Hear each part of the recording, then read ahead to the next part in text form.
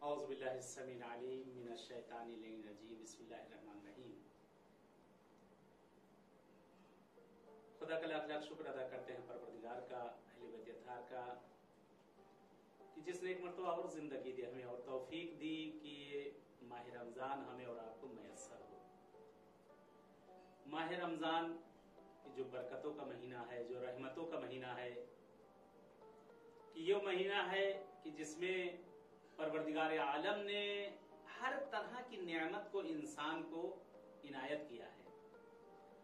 और इस महीने की खुसूसियत यह है कि माह रमजान में जैसा कि रवायतें हैं, परवरदिगार ने शैतान को कैद कर दिया है।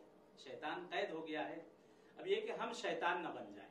शैतान को तो कैद कर दिया गया है कि बाज़ मौक़िफ़ होता है कि इंसान खुद शैतान बन जाता है, शैतान की सारी हरकतें करना। शैतान कहेगा कि भाई हमको तो कैद किया गया था, तुम खुद शैतान बन गए, तो इसमें हमारी क्या गलती है। माह रमजान नफ्स के ऊपर कंट्रोल करने का नाम है। माह रमजान गुनाहों से दूरी का नाम है। माह रमजान जबान को काबू में रखने का नाम है। माह रमजान नामहरमों से चश्मपोशी करने का नाम है। माह रमजान हर मुहर्रमात से दूर होने का नाम है। माह रमजान लोगों को नेकी करने का नाम है। माह रमजान अदब व एहतराम का नाम है।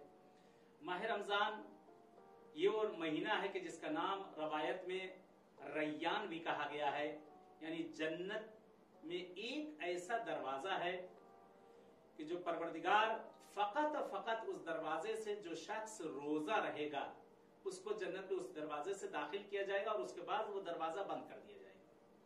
यानी कितनी बड़ी रहमत परवरदिगार ने हमारे और आपके लिए बहरहाल भेजी है। और इससे जितना इस्तेफादा कर सकते हैं, जितना फायदा उठा सकते हैं, उतना फायदा उठाइए। इंशाअल्लाह मुख्तलिफ मौज़ूआत पे आपसे बहस होती है और होती रहेगी इंशाअल्लाह।